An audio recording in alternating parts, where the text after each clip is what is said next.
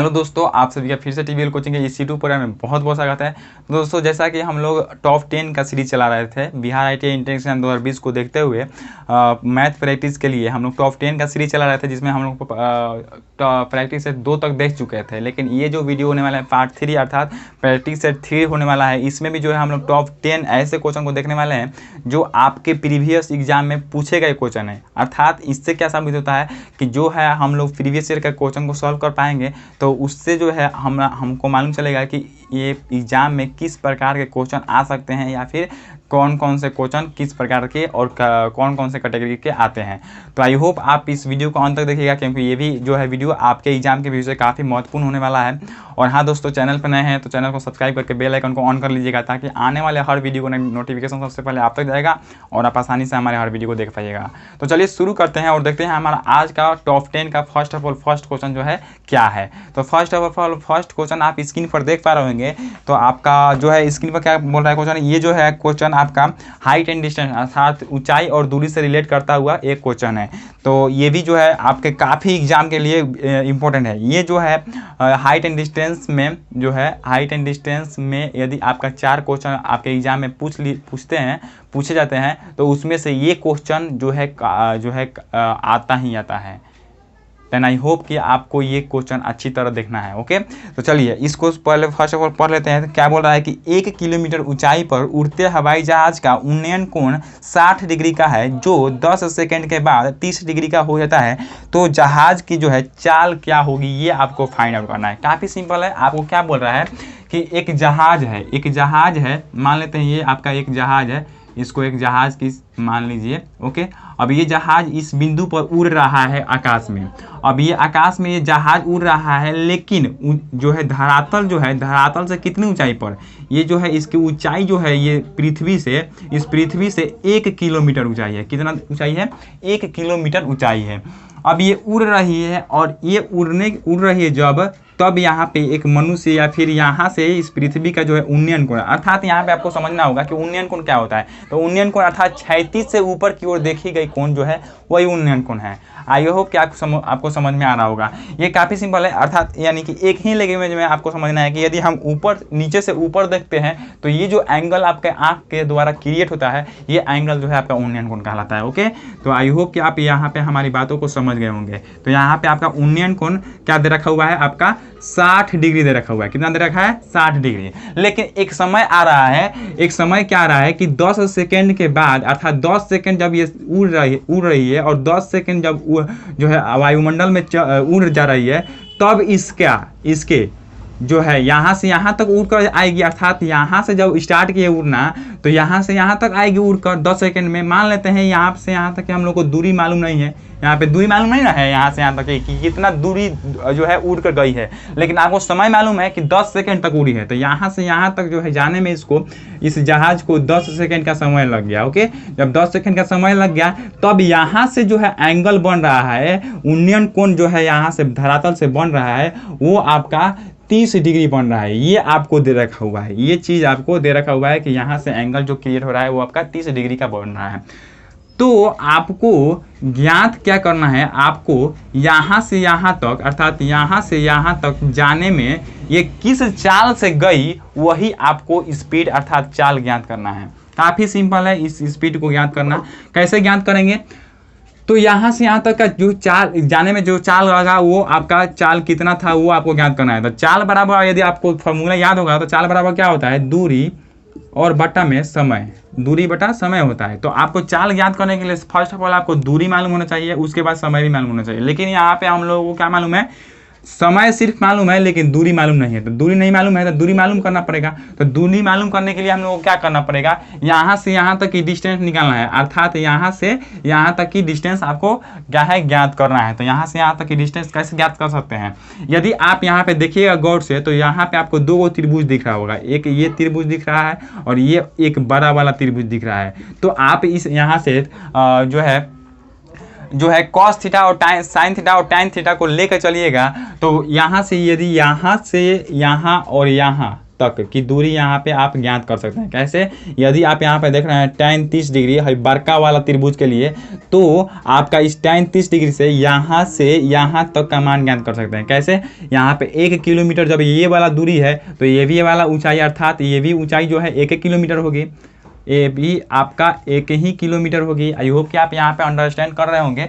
तो यहाँ पे ये भी ऊंचाई 1 किलोमीटर हो गई। अब यहाँ से यहाँ तक की दूरी दे रखा हुआ है और थीटा का मान दे रखा हुआ है, तो आप यहाँ से यहाँ तक की दूरी ज्ञात कर सकते हैं। कैसे ज्ञात कर सकते हैं? मान लेते हैं यहाँ से यहाँ तक की दूरी आपको मालूम नहीं है, तो आप इसको क्या मान लीजिए? y मान लीजिए। क्या मान लीजिए? y मान लीजिए। और यहाँ से यहाँ तक की दूरी जो है आपका आप z मान लीजिए। क्या मान लीजिए? z मान लीजिए। ओके, अब जो है चीज़ें सिंपल हो गई। यहाँ से यहाँ तक की डिस्टेंस को जो है आपको ज्ञात करना है, तो आप यदि tan थीटा को लेकर चलिएगा तो tan थीटा बराबर क्या होता है? लंब बटा आधार। तो tan थीटा का मान दे रखा हुआ है, तो इससे जो है आप क्या कर सकते हैं? इसको y का मान ज्ञात कर सकते हैं। अर्थात tan थीटा बराबर आपका क्या हो जाएगा? लंब बटा आधार। तो लंब बटा आधार। अब यहाँ पे देखिएगा तो tan और थीटा का मान दे रखा हुआ है बड़का त्रिभुजवा के लिए कितना दे रखा हुआ है? 30 डिग्री। तो 30 डिग्री। लंब कितना है आपका? 1 किलोमीटर। 1 किलोमीटर हो गया ऊपर, और बटा में आधार नहीं दे रखा हुआ है। क्या है आपका? आप क्या माने हैं? y माने हैं, तो y हो गया। ओके, अब यहाँ पे देखिएगा तो tan 30 डिग्री कितना का मान होता है? 1/√3। अर्थात tan 30 डिग्री का मान 1/√3 होता है। तो यहाँ पे 1/√3 और इधर 1/y है, तो 1/y तिरछा तिरछी गुना कर दीजिएगा, तो यहाँ से y बराबर आपका क्या निकल कर आ जाएगा? √3। यहाँ पे ऊपर चला जाएगा और ये ऊपर चला जाएगा, तो अर्थात y बराबर का √3 हो गया। ओके, इसको इक्वेशन नंबर फर्स्ट मान लीजिए, चूंकि आगे जो है काम पड़ेगा इसलिए इसको हम लोग इक्वेशन फर्स्ट मान लेते हैं। ये जो है चीज़ें जो है ट्रिक के माध्यम से भी बन सकती है, लेकिन जो है हम कॉन्सेप्ट आपको बता रहे हैं कि कॉन्सेप्ट के तरीके से, अर्थात जो हम लोग का बेसिक रूल है, बेसिक तरीका है, उससे हम लोग कैसे इसको बनाएंगे। तो कॉन्सेप्ट आपको याद रहेगा तो आप आसानी से एग्जाम में क्वेश्चन सॉल्व कर पाइएगा, क्योंकि आपको यहाँ पे एग्जाम में लगभग 2.25 घंटा का समय मिलता है। तो अर्थात समय जो है आपको काफ़ी ज़्यादा मिलता है, आप आसानी से वहाँ पे कर पाइएगा। ये नहीं है कि आपको 1 घंटा का समय मिलता है या फिर 45 मिनट का समय मिलता है, ये भी तो नहीं है, आपको अधिक समय मिलता है। तो यहाँ पे हम लोगों को चीज़ें जो है बारीकी से समझना है। ओके, अब यहाँ पे y का मान ज्ञात कर लिए, तो y का जब मान ज्ञात कर लिए तो यहाँ से यहाँ तक z का भी मान ज्ञात करना होगा। अब आप बोलिएगा कि सर z का मान काहे ज्ञात करना होगा? तो x का मान ज्ञात करने के लिए आपको क्या करना होगा? x का मान पूरा y में से यदि पूरा z घटा लेंगे, अर्थात तो y माइनस z करेंगे, तो x का मान ज्ञात हो जाएगा। पूरा यहाँ से यहाँ तक के डिस्टेंस में से यहाँ से यहाँ तक का माइनस कर लेंगे, तो ये ना बचेगा, तो बचेगा, तथा तो y माइनस जेड करेंगे। तो वही हम लोगों को करना है। तो जेड पहले मालूम होना चाहिए ना जी, y तो यहाँ पे निकल गया, y तो निकल गया, लेकिन आपको जेड भी तो मालूम होना चाहिए। तो जेड निकालने के लिए हम लोग को क्या करना होगा? अब छोटका त्रिभुज को लेकर चलना पड़ेगा। तो छोटका त्रिभुज में अगर tan देखिएगा तो थीटा का मान छोटका त्रिभुज में कितना है? 60 डिग्री है, तो 60 डिग्री लेकर चलिएगा अकॉर्डिंग टू क्वेश्चन। फिर यहाँ पे भी एक अकॉर्डिंग टू क्वेश्चन लिख दीजिए, इससे आपको जो है समझ में आएगा। tan 60 डिग्री और लंब कितना है? 1 किलोमीटर। यहाँ भी है 1 किलोमीटर, बटा में जेड हो जाएगा। यहाँ पे नहीं दे रखा हुआ है, इसलिए आप माने हैं क्या है? जेड है, तो इसलिए आपका यहाँ पे जेड हो गया। इसको 2 मत समझिएगा, जेड मत समझिएगा। ओके, यहाँ पे आपका tan 60 डिग्री का मान कितना होता है? √3 होता है। √3 हो गया, 1/z है तो 1/z हो गया। तीसरा तीसरी गुना कीजिएगा, तो यहाँ से आपका जेड बराबर आपका क्या निकल कर आ जाएगा?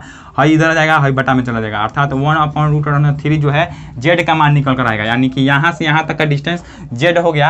अब यहाँ से यहाँ तक का डिस्टेंस और यहाँ से यहाँ तक का डिस्टेंस ज्ञात हो गया, तो आपको क्या करना है? x का मान ज्ञात करना है। तो इसलिए x बराबर आपका क्या हो जाएगा? y माइनस जेड है, तो y माइनस जेड, और यहाँ पे y का मान क्या निकल कर आया है? √3, और z का मान क्या निकल कर आया है? 1/√3। तो 1/√3 इसका आप सॉल्यूशन कीजिएगा, तो यहाँ पे इसका एलसीएम कितना हो जाएगा? √3 हो जाएगा। तो √3 हो गया, और यहाँ पे 1 में √3 से भाग के √3 में 1 से भाग कीजिएगा, तो √3, और √3 में ऊपर वाला √3 से गुना कीजिएगा, तो कितना होगा? आपका 3 हो जाएगा। और माइनस में √3 एक बार में, तो ऊपर में भी 1 से गुना करेंगे तो 1। 3 - 1 इक्वल टू क्या कितना हो जाएगा आपका? यहाँ पे लिख देते हैं नीचा, x बराबर 3 - 1 इक्वल टू आपका 2, और बटा में √3 है, तो √3 हो गया। ओके, अब यहाँ पे √3 हो गया। अब इस √3 को क्या कर लीजिए? यहाँ पे ही क्लियर कर लीजिए, कैंसिल आउट कर लीजिए, या फिर इसको इसी तरह रहने देते हैं। यहाँ पे √3 किलोमीटर है, तो √3 किलोमीटर, यहाँ पे किलोमीटर में आया है डिस्टेंस। ओके, तो इसलिए यहाँ पे आपको कन्फ्यूजन नहीं होना चाहिए कि मीटर में है क्या कि क्या है। जब यहाँ पे किलोमीटर, ये वाला किलोमीटर में है, तो ये भी तो आपका किलोमीटर में आएगा, तो ये आपका किलोमीटर में हो गया। अब जब आपको दूरी ज्ञात हो गया, अर्थात अर्थात आपको दूरी x का मान यहाँ पे ज्ञात हो गया, समय भी मालूम हो गया, तो आप चाल आराम से आसानी से निकाल सकते हैं। तो चाल बराबर आपका यहाँ पे आप क्या हो जाएगा, इसलिए चाल बराबर दूरी अर्थात दूरी x बराबर कितना हो गया आपका 2/√3, तो 2/√3 और बड़का बटा में समय है कितना है 10 सेकेंड है, तो 10 सेकेंड। अब यहाँ पे आपको एक चीज़ देखना होगा कि यहाँ पे ऊपर वाला जो है किलोमीटर में है और नीचे वाला जो है सेकेंड में है। तो आपको एक रूल याद करना पड़ेगा, यदि दूरी जो है किलोमीटर में होगा तो आपको समय को घंटा में चेंज करना पड़ेगा। यदि दूरी किलोमीटर में होगा तो समय को आपको घंटा में चेंज करना होगा, और यदि दूरी मीटर में होगा तो समय को आपको सेकेंड में चेंज करना पड़ेगा। तो यहाँ पे आप देख पा रहे होंगे कि ये ऊपर वाला दूरी जो है डिस्टेंस वो आपका किलोमीटर में रखा हुआ है, तो इसलिए आपको घंटा में चेंज करना पड़ेगा समय को। तो समय आपका 10 सेकेंड है, तो घंटा में चेंज करने के लिए क्या करना होगा हमको 10 सेकेंड में, यदि घंटा में चेंज करने के लिए पहले तो आपको इसको मिनट में चेंज करना होगा, तो मिनट में चेंज करने के लिए आपको 60 से भाग करना पड़ेगा, और फिर यदि मिनट को घंटा में चेंज करेंगे तो फिर से 60 से भाग करेंगे, अर्थात ये आपका 10/60 × 60 जो है आपका ये क्या आया घंटा में समय आ गया। ओके, अब यहाँ पे इतना चीज़ हो गया, तो अब इसको थोड़ा सा आगे सॉल्यूशन कीजिएगा इसका। तो यहाँ पे कितना होगा 2/√3 है, 2/√3 हो गया, 60 × 60 ऊपर चला जाएगा, बटा में है तो ऊपर चला गया 60 × 60, और बटा में है 10 जो है नीचे आ जाएगा। ये भाग में जो है पलट जाता है, इसलिए यहाँ पे पलट गया। ये बात आप आसानी से समझते होंगे। ओके, यहाँ पे 0 से 0 कैंसिल आउट हो गया। अब यहाँ पे देखेंगे तो 6 × 360 और 360 में 2 से गुना करेंगे तो 720, अर्थात यहाँ पे 720 बटा में √3 आ रहा है। और ये देखा जाए तो इसमें ऑप्शन में यहाँ पे ये वाला आंसर नहीं दे रखा हुआ है, इसलिए आपको क्या करना होगा यहाँ पे √3 नीचे से भी गुना कर लीजिए, ऊपर में भी √3 से गुना कर लीजिए, जिससे जो है √3 कैंसिल आउट हो जाएगा नीचे का। ओके, तो यहाँ पे √3 कितना हो गया आपका 720 √3, और बटा में आपका √3 कितना हो गया आपका 3 हो गया। अब ये 3 से जो है 720 कैंसिल आउट होगा, तो कितना बार में 3 दूना 6 और 3 चौका 12 और 0, यानी कि 240 यहाँ पे √3 जो है √3 बार में कैंसिल आउट हुआ, और यही जो है आपका चाल निकल कर आया, अर्थात इसलिए चाल बराबर 240 √3 km/h हो गया। ओके, तो आई होप कि आपको ये चीज़ें समझ में आ गई होगी। यहाँ पे जो है आपको चाल ज्ञात करना था, 240 √3 km/h निकल कर आया। और यदि ऑप्शन की बात करें तो ऑप्शन नंबर ए जो है इस प्रश्न का सही उत्तर है। ऑप्शन नंबर ए ही में ही जो है ये प्रश्न का सही उत्तर दे रखा हुआ है। तो आई होप कि आपको ये क्वेश्चन समझ में आ गया होगा। चलिए एक बार और देख लेते हैं। थोड़ा सा आप समझ रहे होंगे कि थोड़ा सा बोरिंग हो गया, थोड़ा सा लंबा हो गया। तो लंबा इसीलिए हुआ क्योंकि ये लंबा क्वेश्चन ही था। ओके, तो इसमें कॉन्सेप्ट यदि आपको जानना है और इसका तरीका बेसिक रूल वगैरह जानना है, क्योंकि आप अभी 10th पास ही हैं। ओके, अभी कंपटीशन लाइन में नहीं गए हैं। यदि आप अभी जो है 10th पास ही हैं तो आपको बेसिक ही कॉन्सेप्ट आपको समझना पड़ेगा, चूँकि यदि आपको ट्रिक वगैरह यदि अभी ही से ही बताया जाए तो आप आसानी से उसको समझ नहीं पाइएगा, ऑब्जर्व नहीं कर पाइएगा। आप रट तो लीजिएगा लेकिन उसको अधिक समय तक याद नहीं कर पाइएगा। तो इसलिए आपको यहाँ पे बेसिक रूल या अर्थात कॉन्सेप्ट को जो है मालूम रखना है। तो कॉन्सेप्ट क्या बोलता है कि आपको एक जहाज उड़ रहा था, उसका उन्नयन कोण 60 डिग्री बना था, लेकिन ये एक समय था, यानी कि अर्थात 10 सेकंड जब उड़ गया तो 10 सेकंड के बाद इसका जो है उन्नयन कोण बनना 30 डिग्री के ऊपर बना, और इसका धरातल से ऊंचाई जो है आपका 1 किलोमीटर दे रखा हुआ था। और यहाँ पे आपको पूछ रहा है क्या कि जहाज जो है 10 सेकंड में जिस चाल से गई उस चाल को आपको ज्ञात करना है, तो वो आपको ज्ञात करना था। तो चाल बराबर आपका दूरी बटा समय होता है। तो चूंकि दूरी बटा समय होता है तो दूरी यहाँ पे हम लोगों को मालूम नहीं है, समय मालूम है, तो पहले दूरी तो मालूम करना पड़ेगा। तो दूरी मालूम करने के लिए हम लोगों को क्या दिख रहा है, एगो हई बड़का त्रिभुज दिख रहा है, एगो बड़का त्रिभुज देख रहा है।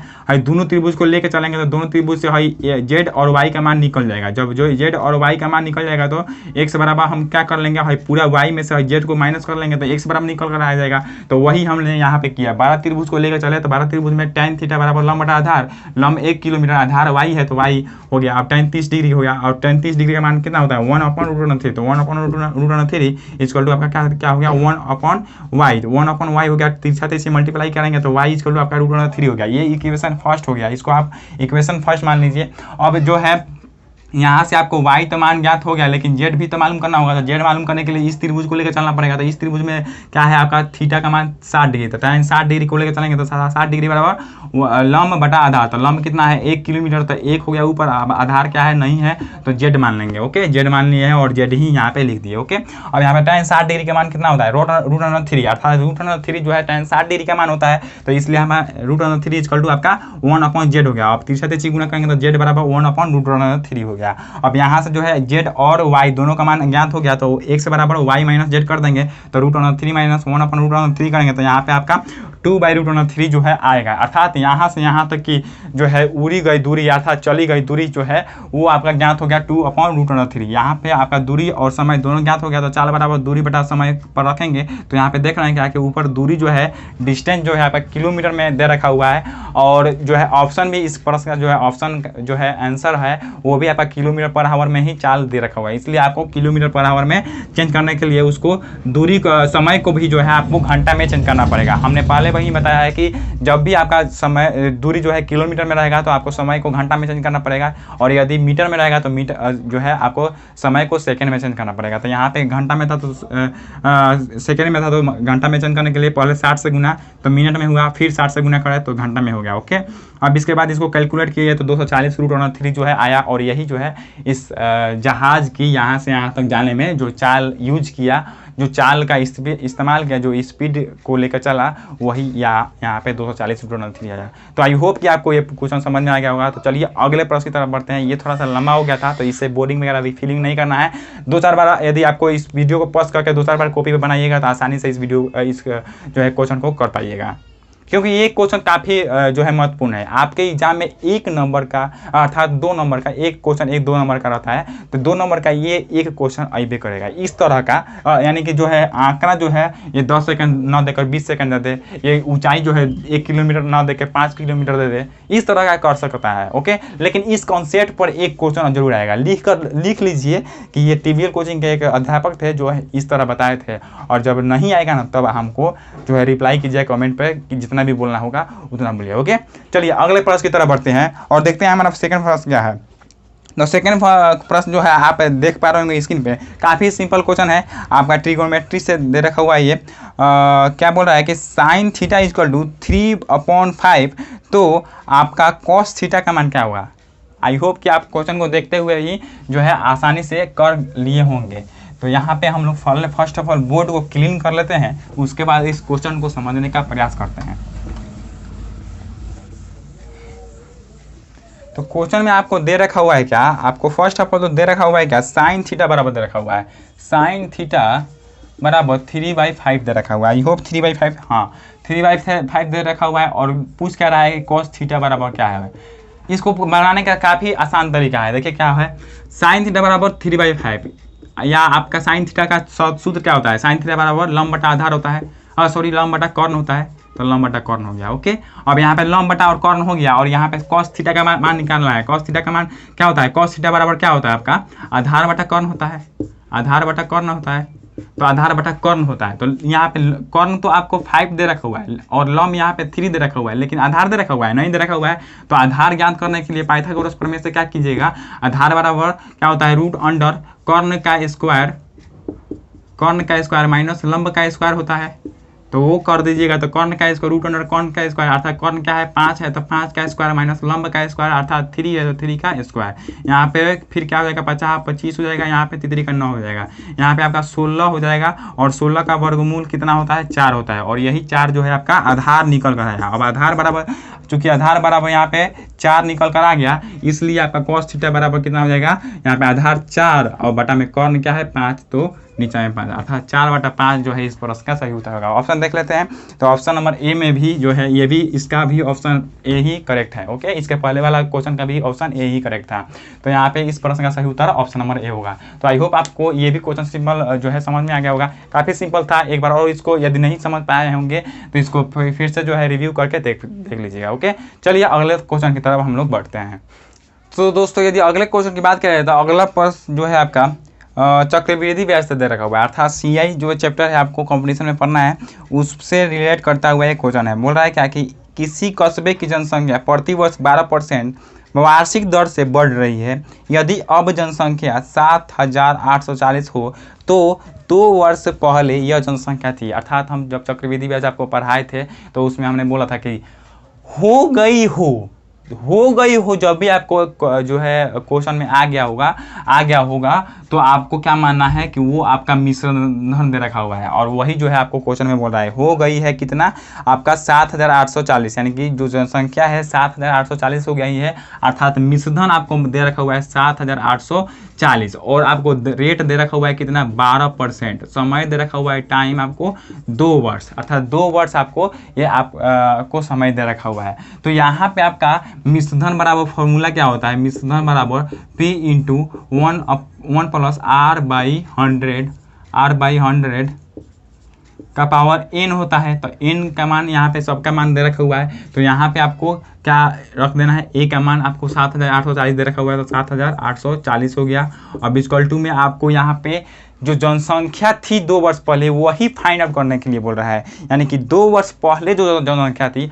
देखिए यहाँ पे आप एक ही लाइन में समझिए क्या कि जब भी इस प्रकार का क्वेश्चन आएगा कि 2 वर्ष पहले की बात कहेगा कि पहले की संख्या ज्ञात कीजिए, तो समझ जाइएगा कि ये CI में P अर्थात मूलधन पूछ रहा है। मूलधन मतलब कि जो एक्चुअली में धन था वो पूछ रहा है। तो यहाँ पे भी ये वही बात हो रहा है कि जो है एक्चुअली में स्टार्टिंग में अर्थात 2 वर्ष पहले जो व्यक्तियों की जनसंख्या थी वो कितना थी, वो अर्थात P मूलधन कितना थी वो आपको फाइंड आउट करने के लिए बोल रहा है। और जो हो गई है वो आपका मिश्रधन हो जाता है। अर्थात लैंग्वेज में जो है डिफिकल्ट समझिएगा क्या होता है कि जो हो गई है आपका बात आ जाएगा ना, तो समझिए कि वो हो गई है मतलब उसमें ब्याजो है और मूलधनों है, अब ब्याज प्लस मूलधन बराबर क्या होता है, मिश्रधन। तो वही आपका यहाँ पे मिश्रण 7,840 दे रखा हुआ है। और P ज्ञात करना है, अर्थात 2 वर्ष पहले की जनसंख्या ज्ञात करना है, तो P नहीं ज्ञात है इसलिए आपको P इसी तरह रहने देना है। 1 और प्लस R कितना है 12%, तो 12%, आई होप कि 12% है।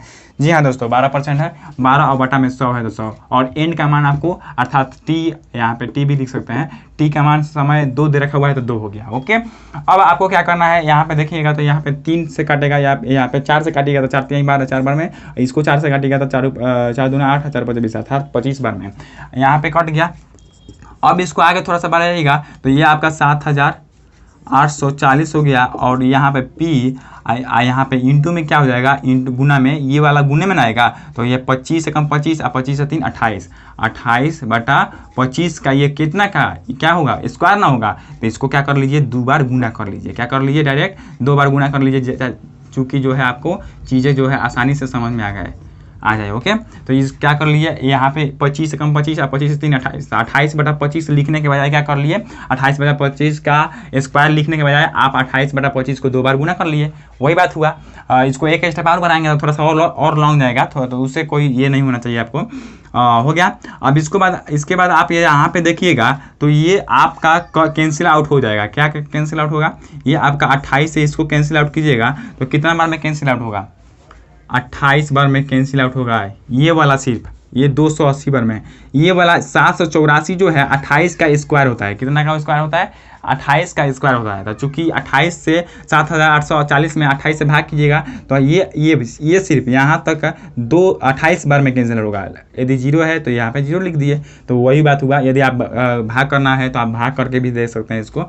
अब उसके बाद इसमें 28 से जो है भाग कीजिएगा तो ये कितने बार में, 10 बार में। ओके, अब ये 10 बार में हो गया। अब ये बटा में क्या बचा है, 25 गुने 25, यहाँ पे P है तो यहाँ पे इधर P को इधर ले लेते हैं, P या फिर इधर 10 को रहने देते हैं। P 25 गुने 25 क्या है, गुना में बटा में है इधर, तो इधर आ जाएगा तो कितना हो जाएगा, गुना में हो जाएगा 25 गुने 25, और इधर P है तो P अर्थात P बराबर ही आपको ज्ञात करना है। तो इसलिए P बराबर आपका ये क्या होगा, 25 कितना हो जाएगा, 625, अर्थात 625 है 625 में 10 से गुना कीजिएगा तो 0, तो यहाँ पे 6,250 अर्थात यहाँ पे जो मूलधन आया, यानी कि 2 वर्ष पहले जो जनसंख्या थी, जो जहाँ से स्टार्टिंग हुआ ग्रोथ, वो आपका जो जनसंख्या है 6,250 था। और ये 6,250 2 वर्ष में बढ़कर कितना हो गया, 7,840। देन आई होप कि आप इस क्वेश्चन को भी समझ गए होंगे।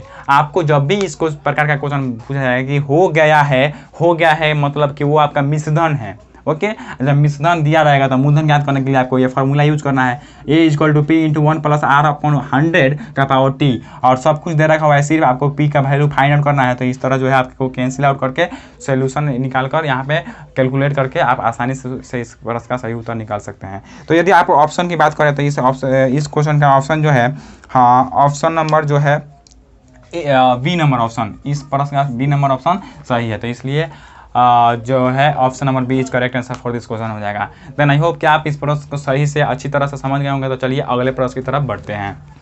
तो दोस्तों यदि अगले प्रश्न की बात किया जाए तो अगला प्रश्न में जो है थोड़ा सा आसान है, काफ़ी आसान है। यदि आप थोड़ा सा भी माइंड इसमें यूज कीजिएगा तो आसानी से इस प्रश्न को सॉल्व कर पाइएगा।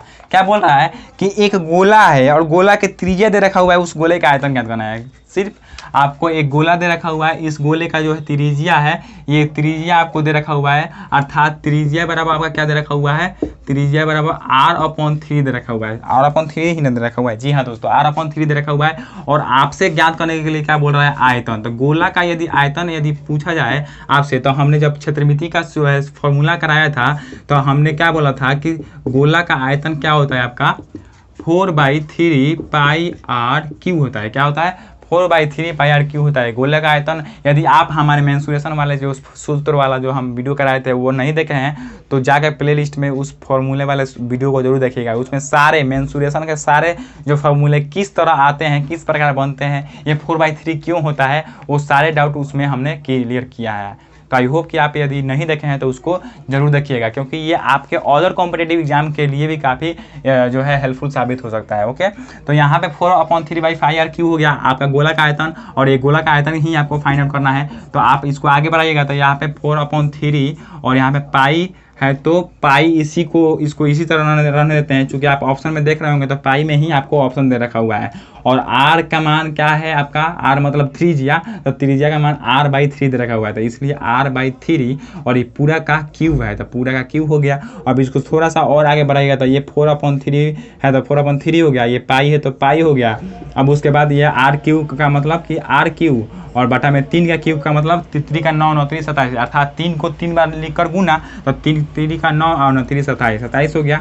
अब यहाँ पे थोड़ा सा इसको और आगे बढ़ाइएगा तो ये आपका 4πr³ हो जाएगा, और बटा में क्या हो जाएगा, यहाँ पे 3 27 से गुना कीजिएगा तो 27 3 81, अर्थात 4/81 πr³ हो जाएगा। और यही जो है इस प्रश्न का सही उत्तर होगा। अर्थात इस गोले का आयतन जो निकल कर आएगा 4/81 πr³ निकल कर आएगा। यदि ऑप्शन की बात करें तो यहाँ पे ऑप्शन नंबर ए में ही इस प्रश्न का उत्तर दे रखा हुआ है, इसलिए option number A is correct answer for this question हो जाएगा। देन आई होप कि आपको ये भी क्वेश्चन समझ में आ गया होगा। इसमें तो कुछ भी नहीं करना था, इसमें आपको आर का वैल्यू जो त्रिज्या का वैल्यू दे रखा हुआ था और आपका गोला का आयतन ज्ञात करना था। तो ये आपका गोला का आयतन का फॉर्मूला यदि याद होगा तो आप आसानी से कर सकते हैं, और नहीं होगा तो वही आप माथा कुची करते रहिएगा और नहीं बन पाएगा। तो चलिए अगले प्रश्न की तरफ बढ़ते हैं और देखते हैं अगला प्रश्न जो है हम लोगों का क्या है। तो दोस्तों यदि अगले प्रश्न की बात किया जाए तो अगला प्रश्न भी आपका जो है काफ़ी सिंपल है। ये सिंप्लीफिकेशन अर्थात जो है सरलीकरण जो चैप्टर है उससे रिलेट करता हुआ क्वेश्चन है। तो ये भी काफ़ी जो है आसान क्वेश्चन है और काफ़ी महत्वपूर्ण क्वेश्चन है आपके एग्जाम के व्यू से। तो देखिए थोड़ा सा यहाँ पे आपको कॉन्सेप्ट यूज करना है। क्या बोल रहा है क्वेश्चन में, क्या लिखा हुआ है, 3 + 3 और डिवाइडेड जो है 3 है, और बटा में आपका 4 + 4 और डिवाइडेड 4 है। यही आपको बोल रहा है।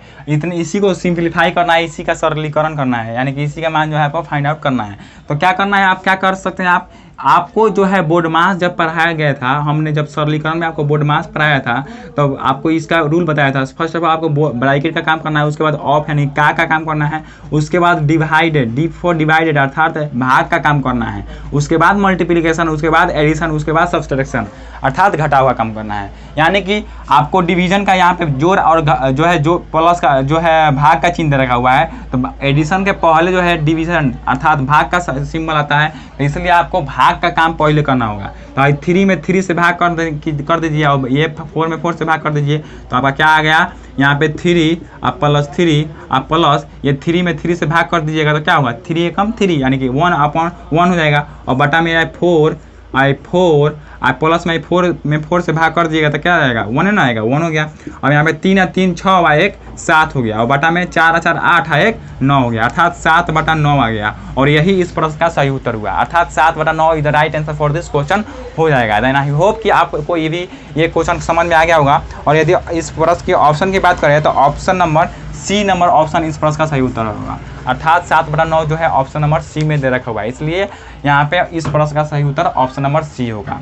तो ये चैप्टर जो क्वेश्चन था ये आपका सरलीकरण से था, अर्थात सिंप्लीफिकेशन से था। और इस तरह का क्वेश्चन हमने जब सरलीकरण आपको पढ़ाए थे तो उसमें हमने इस तरह का काफ़ी ज़्यादा क्वेश्चन कराए हैं। तो आई होप कि आप यदि उस पर जो है टाइप को देखे होंगे, उस वीडियो को देखे होंगे तो इस प्रश्न को आसानी से समझ गए होंगे। तो चलिए अगले प्रश्न की तरफ बढ़ते हैं और देखते हैं हमारा अगला प्रश्न जो है क्या है। तो दोस्तों यदि अगले प्रश्न की बात की जाए तो अगला प्रश्न आप स्क्रीन पर देख पा रहे होंगे, ये थोड़ा सा जो है आपका लैंग्वेज में क्वेश्चन दे रखा हुआ है। ये काफ़ी जो है महत्वपूर्ण भी क्वेश्चन है, इस तरह का भी जो है आपको क्वेश्चन जानने चाहिए, इसलिए हम इस क्वेश्चन को लाए और यहाँ पे आपको बताने का प्रयास किए।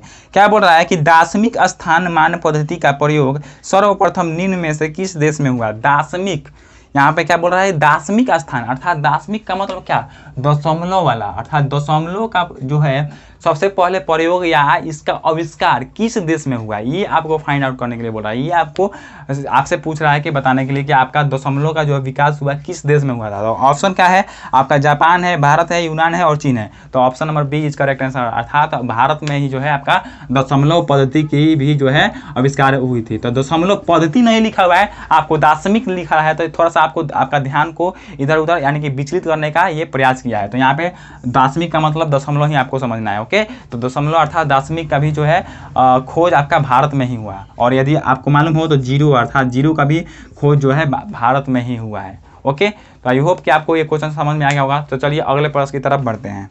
तो दोस्तों यदि अगले प्रश्न की ओर बढ़ा जाए तो अगला प्रश्न क्या बोल रहा है आपका, यदि एक फल विक्रेता 1 रुपये में 7 संतरे की दर से संतरे खरीदता है तथा 1 रुपये में 5 संतरे की दर से बेचता है तो प्रतिशत लाभ जो है आपका क्या होगा, ये आपको फाइंड आउट करने के लिए बोल रहा है। बोल क्या रहा है कि एक विक्रेता है, एक विक्रेता मतलब वो पहले खरीदेगा तब ना बेचेगा। तो ये खरीदता है क्या, विक्रेता जो है खरीदता है 1 रुपया में 7 गो सेब। सेब है कि संतरा है, अरे कुछ भी हो हम लोगों को आंसर ना लाना है, संतरा है। क्या है, संतरा है। तो यहाँ पे खरीदता है 1 रुपये में 7 गो संतरा, लेकिन बेचता कितना में है, बेचता है 1 रुपया में आपको 5 सेब जो है 5 संतरा बेच देता है। अर्थात यहाँ पे जो है आपको लाभ हो रहा है। कैसे आप मालूम कीजिएगा कि लाभ हो रहा है, तो आप बोलिएगा कैसे आप ज्ञान कर सकते हैं। आप यहाँ पे देखिए कि 1 रुपया में 7 गो संतरा खरीद लिया, 1 रुपया में 7 गो संतरा खरीद लिया और 1 रुपया में 5 गो संतरा बेचा, अर्थात मतलब कि 2 गो संतरा इसको लाभ हो रहा है। अर्थात 2 गो संतरा जो है एक्स्ट्रा वो बेचेगा अलग, तो इसका लाभ है ना हुआ। तो 2 गो संतरा का इसको लाभ हो रहा है, अर्थात लाभ कितना हो रहा है 2 गो संतरा का। लेकिन परसेंट में आपको ज्ञात करना है कि लाभ परसेंट कितना हो रहा है। तो लाभ परसेंट ज्ञात करना है तो हमने क्या बताया था कि लाभ परसेंट बराबर, काफ़ी बार इसको हमने रिपीट कर दिया है, लाभ परसेंट बराबर आपका क्या होता है, लाभ गुने 100, लाभ गुने 100 बटा कितना पर, जितना पर बेच रहा है, अर्थात कितना पर 5 पर, तो 5। ओके, तो लाभ कितना है आपका, लाभ कितना हो रहा है 2, 7 में से 7 मतलब खरीद रहा है और बेच कितना रहा है 5, तो लाभ 2 गो करना हो रहा है। तो 2 गो का लाभ हो रहा है तो ऊपर 2 हो गया, गुना में 100 और बटा में 5 हो गया। तो यहाँ पे आप कैंसिल आउट कीजिएगा तो क्या होगा, यहाँ पे इसको कैंसिल आउट कीजिएगा तो 5 से कैंसिल आउट होगा, 5 दूना 10, 20 बार में कैंसिल आउट होगा, अर्थात 20 दूना 40, 40% का इसका जो है लाभ हुआ। तो यहाँ पे आपका आंसर जो है क्या होगा 40%। यदि ऑप्शन की बात करें तो option number A is correct answer for this question हो जाएगा। आई होप कि आपको ये भी क्वेश्चन समझ में आ गया होगा। खरीदता है 7 गो और बेचता है 5 गो, तो लाभ कितना हुआ 2 गो, सॉरी लाभ को हुआ 2 गो। तो लाभ जब 2 गो हुआ तो परसेंट में पूछ रहा है, तो लाभ परसेंट बराबर लाभ गुने 100 और कितना पर 5 गो पर हो रहा है लाभ, तो इसलिए बटा में 5। जितना पर यार जितना पर लाभ हो रहा होगा या हानि हो रहा होगा वो आपका बटा में चला जाता है, तो इसलिए यहाँ पे बटा में 5 हो गया। जितना पर तो कितना 5 पर तो 5 हो गया बटा में। इस तरह कैंसिल आउट कीजिएगा तो 40% जो है आपका सही उत्तर निकल कर आएगा। तो ये जो है इस प्रश्न का सही उत्तर होगा। ओके, तो चलिए अगले प्रश्न की तरफ बढ़ते हैं और देखते हैं हमारा अगला प्रश्न क्या है। तो दोस्तों यदि अगले प्रश्न की बात करें तो अगला प्रश्न भी जो है काफ़ी सिंपल है। सिर्फ फॉर्मूला को यूज करके आप इस क्वेश्चन को सॉल्व कर सकते हैं। कैसे सॉल्व कीजिएगा, आपको बोल क्या रहा है कि फर्स्ट ऑफ ऑल बोल क्या रहा है आपका, किसी समचतुर्भुज के विकर्ण क्रमशः 4 और 6 है तो समचतुर्भुज का क्षेत्रफल ज्ञात करें। तो हमने चतुर्भुज अर्थात मेंसुरेशन वाले चैप्टर में बताए थे कि समचतुर्भुज, समांतर चतुर्भुज और जो भी चतुर्भुज होते हैं उन सबका क्षेत्रफल क्या होता है, कैसे होता है, क्यों होता है। तो जो आप व्यक्ति जो है उस वीडियो को देखा होगा तो वो आसानी से यहाँ पे समचतुर्भुज का क्षेत्रफल भी लिख सकता है और बना सकता है। तो समचतुर्भुज का क्षेत्रफल हमने क्या बताया था, समचतुर्भुज का क्षेत्रफल हमने क्या बताया था, क्षेत्रफल बराबर 1/2 इंटू दोनों विकर्णों का गुणनफल। क्या बताए थे, दोनों विकर्णों का गुणनफल। दोनों यहाँ पे लिख देते हैं एक बार और, जिससे आपको चीजें क्लियर हो जाए। दोनों विकर्णों का गुणनफल। ओके, आई होप कि आपको यहाँ पे दिख रहा होगा। तो 1/2 हो गया। 2 को विकर्ण जो है आपको दे रखा हुआ है, एगो 4 है और एगो 6 है। एगो विकर्ण का जो है माप 4 है और एगो विकर्ण का माप 6 है, तो 4 × 6 हो गया। अब यहाँ पे आप क्या कर दीजिए, इसको कैंसिल आउट कर दीजिए, तो 2 दूना 4 अर्थात 6 दूना 12, 6 × 2 अर्थात 6 दूना 12 जो है आपका सही उत्तर होगा, यानी कि 12 सेंटीमीटर जो है स्क्वायर इस चतुर्भुज समचतुर्भुज का क्षेत्रफल होगा। और यदि समचतुर्भुज के बारे में यदि हम आपको बताएं तो समचतुर्भुज का मतलब कि वर्ग, क्या वर्ग। यहाँ पे सिर्फ वर्ग और समचतुर्भुज में जो है अंतर यही होता है कि वर्ग का जो एंगल होता है आपका, वर्ग का जो एंगल होता है 90 डिग्री का होता है और इसका एंगल 90 डिग्री का नहीं होता है। चूँकि यहाँ पे ये सारे भुजा एक दूसरे के इक्वल होते हैं, लेकिन जो है यहाँ पे कोण बनता है वो 90 डिग्री का नहीं बनता है। लेकिन आपका वर्ग में क्या होता है, यहाँ पे भी कोण जो बनता है, यहाँ पे चारों कोण जो है आपका 90 डिग्री का बनता है। तो यहाँ पे यही जो है अंतर होता है वर्ग और समचतुर्भुज में। तो यहाँ पे आपको जो है विकर्ण दे रखा हुआ था 6 और ये विकर्ण दे रखा था 4, और यहाँ पे सिर्फ विकर्ण से ही आपको क्षेत्रफल ज्ञात करने के लिए बोल रहा था। तो क्षेत्रफल ज्ञात करने के लिए 1/2 गुने दोनों विकर्णों का गुणनफल, तो इसलिए आप यहाँ से निकाल सकते हैं। तो आई होप कि आपको यहाँ पे ये भी क्वेश्चन क्लियर हो गया होगा। तो चलिए अगले प्रश्न की तरफ बढ़ते हैं। तो दोस्तों यदि अगले प्रश्न की बात करें तो अगला प्रश्न भी काफ़ी सिंपल है। ये भी जो है हाइट एंड डिस्टेंस, अर्थात आप समझ क्या क्या रहेंगे कि इस जो है सेशन में सर हाइट एंड डिस्टेंस का जो है सारा क्वेश्चन लिख रहा है। तो ये भी जो है हाइट एंड डिस्टेंस का ही क्वेश्चन है, काफ़ी सिंपल है। आपको क्या बोल रहा है कि यदि किसी स्तंभ की छाया उसकी ऊंचाई के √3 गुनी हो तो सूर्य का उन्नयन ज्ञात करें। तो यहाँ पे आपका सूर्य है, क्या है, यहाँ पे आपका सूर्य है और यहाँ पे एक जो है आपका वस्तु है, ये वस्तु रखा हुआ है और इसी वस्तु अर्थात स्तंभ है। तो ये आपका स्तंभ है, इसी स्तंभ का जो छाया यहाँ पे बन रहा है, ये इस स्तंभ की ऊंचाई का √3 गुना बन रहा है। अब यहाँ पे बोलिएगा कि यहाँ पे इस स्तंभ की ऊंचाई का √3 गुना कैसे बनेगा। अर्थात मान लेते हैं कि हई स्तंभ की ऊंचाई जो है 1 है, तो हई यहाँ पे इसकी जो छाया बनेगी वो कितना बनेगी, √3 बनेगी। अर्थात यानी √3 में 1 से गुना करेंगे तो उतना ही ना होगा। या फिर यहाँ पे ऐसे भी इसको बना सकते हैं कि यदि इस स्तंभ की ऊंचाई x है तो इसका छाया क्या जो है लंबाई, यानी अर्थात जो है लंबाई कितना हो जाएगा, तो ये √3 गुना बढ़ना है इसका √3। तो यहाँ पे √3 गुना x, यानी कि इसका √3 गुना हो गया। आई होप कि आप समझ पा रहे होंगे। यानी कि हम बोलेंगे कि आप यदि उसके 2 गिने हैं तो वो यदि आपका दो एज का होगा, यानी कि 2 साल का होगा, तो आप कितना होंगे, 4 साल के होंगे। अर्थात 2 गुने है तो 4 साल का होंगे, वो 2 साल का है तो आप 4 साल के होंगे।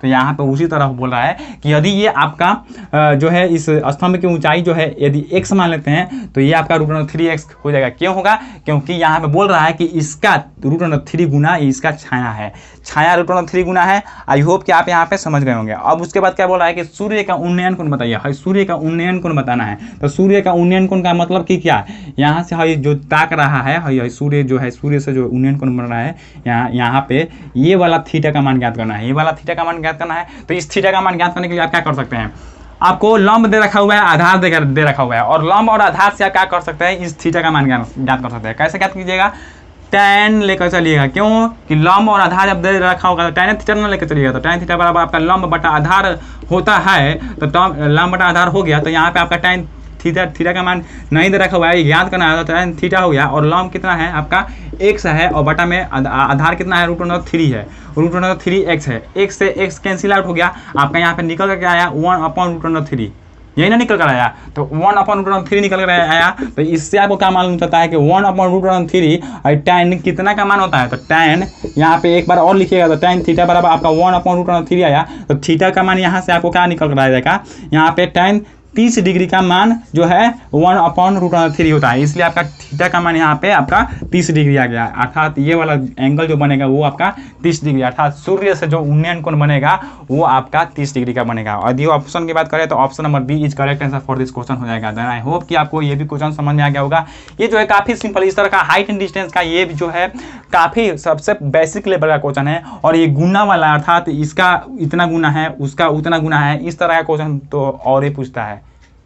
तो हम वही क्वेश्चन आपको सामने रख रहे हैं जो आपके एग्जाम के व्यू से काफ़ी महत्वपूर्ण है। आप प्रीवियस ईयर को पलट कर देख सकते हैं कि आपको हाइट एंड डिस्टेंस के जो क्वेश्चन आते हैं वो किस तरह के आते हैं, और उससे आप अनुमान लगा सकते हैं कि हम जो बता रहे हैं हम किस लेवल के बता रहे हैं, एग्जाम से रिलेट करता है या फिर नहीं करता है। ओके, तो चलिए अगले क्वेश्चन की तरफ बढ़ते हैं और देखते हैं हमारा आज का सेशन का, इस सेशन का लास्ट क्वेश्चन क्या है।